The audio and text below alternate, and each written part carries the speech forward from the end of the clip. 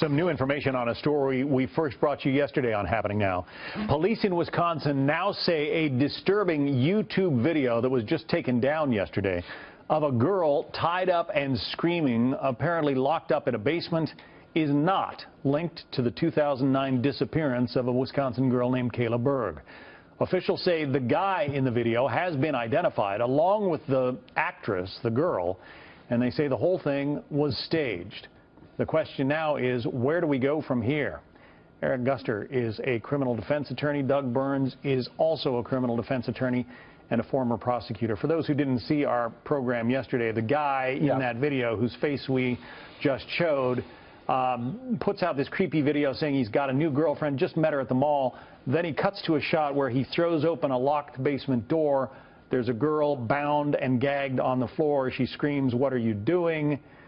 The door closes, and that was the end of the clip. So we spoke to the police chief in Antigo, Wisconsin yesterday, where they are still investigating the disappearance of Kayla Berg some 7 years ago. The chief and his force and other forces, possibly the FBI, have tracked this guy down. They say he is not involved. It was all just an act. Could he face charges, Eric? If stupid was a crime, he'd be facing a felony, but it's not.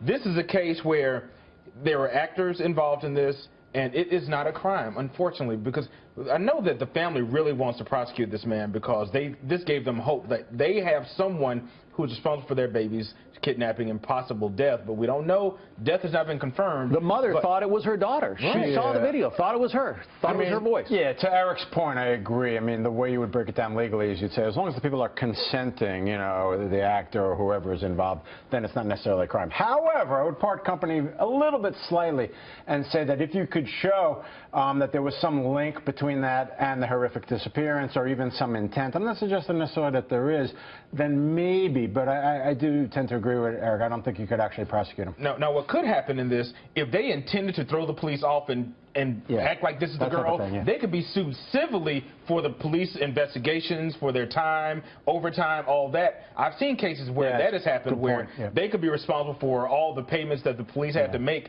in reference to investigating the video.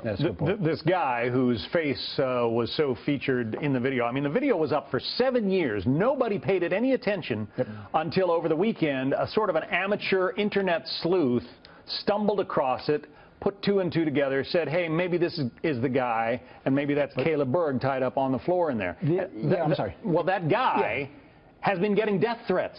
He does not want his name out there because he put this thing on YouTube for the whole world to see, and now he's getting death threats. What was really horrific is that the mother said, hey, that definitely sounds like her.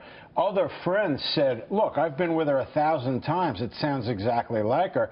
And back to Eric's other point about civil litigation, you could turn around and say that's tremendous emotional distress, no? Yeah, you could. And especially if they were trying to do it. This is where people need to stop doing stupid stuff. Right. You were trying to invoke emotional distress, trying to say, hey, this is actually a girl, I have her tied up.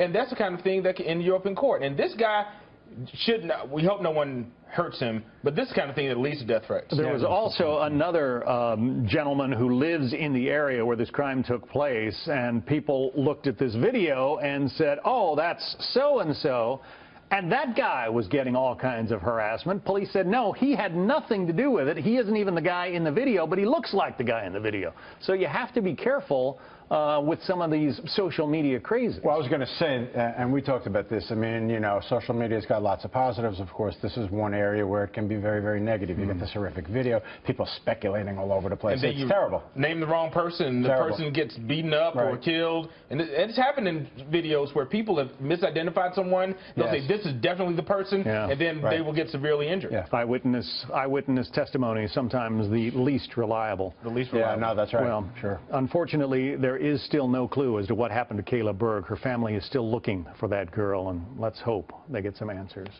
Eric and Doug, thanks very much. My pleasure, John. Thank you.